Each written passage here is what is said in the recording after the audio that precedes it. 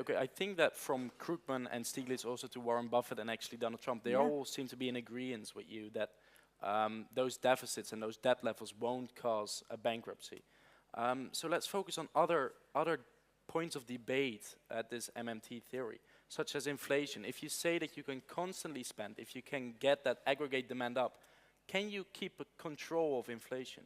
That's the key question. This is the key question. So what I would emphasize is that a country like the US is not revenue constrained. Okay? You have a monopoly over the currency. Right. So you're the only one who can issue it. You're never going to run out. You're never going to be forced into default. You can't go bankrupt. Take that question off the table. Then the question becomes what you just raised. What are the limits? And the limit, the binding constraint, is inflation.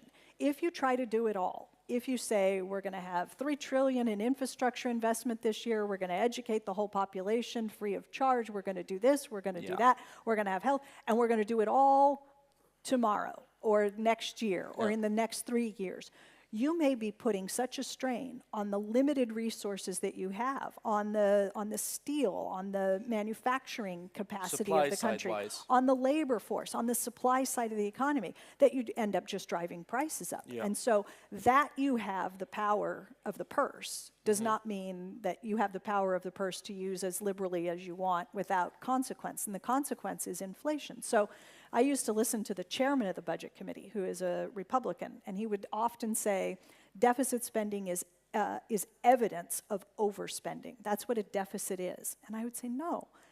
Evidence of overspending is inflation. Right. Okay? That's how you get evidence of overspending. The deficit is just the difference between what you put in and what you subtract out. So this means that deficits still, according to MMT, they will never be so big that we have tremendous, I mean, hyperinflation wouldn't be the cause, right? It will be the deficits will never be that high. So it will be like we have experienced now.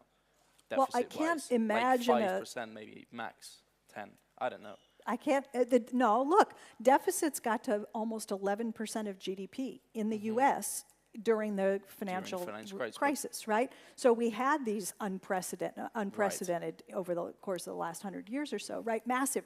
But our problem was deflationary pressure, not inflationary pressure. So again, it becomes a question of what are the capacity constraints? And because we were so much underutilizing labor and capital at that point that we didn't get inflationary pressure. Now, could you get inflationary pressure because the deficit gets too big? Yeah, absolutely.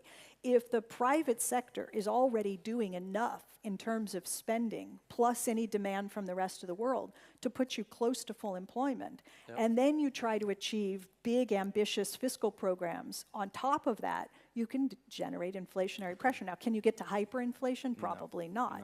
No evidence that that's ever happened anywhere in the world. All right. Okay, I think not that hyperinflation's never happened, but as a consequence of trying to get to full employment.